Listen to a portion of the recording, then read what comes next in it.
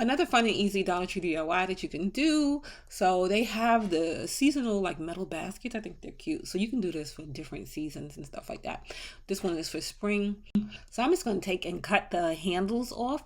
You can leave the handle on there and do this in a different way, but I'm just going to take the handle off. I do love the print on this. This is why I picked this one, but I want it to look like a kind of a decoupage print, not a metal piece. So I'm going to take and just take, how you know, take the napkins apart. I'm just going to take the white part of the napkin and I'm going to do the same Mod Podge method with it, just to give it kind of that paper look.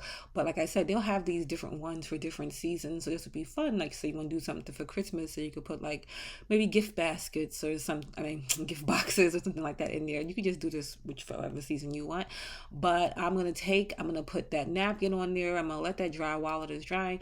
I took some of this garland from Dollar Tree. It was a little carrot garland, and I'm just going to make it a few different colors. So I'm going to leave one as is, but then I'm going to take the others and I'm going to wrap it with some yarn from Dollar Tree. They have a lot of good yarn options now at Dollar Tree, and these are all $1.25. I'm just going to glue that around, from top to bottom, just to cover it up. I also cut off the green piece for this because we're just going to add in some faux greenery when we're done, just to give it, because the greenery that it comes with is a little ant looking, but you can get your faux greenery too from Dollar Tree. I'm just cutting it down a little smaller because the little piece that I popped off was a bit too big, and I'm just going to glue that into place. You might have to hold it while it dries just to make sure it doesn't go anywhere.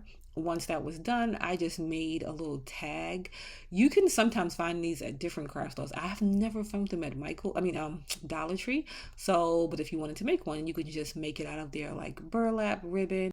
You can also add like a little hole up top and then put some twine in it, and then you'll kind of have that little tag look to it.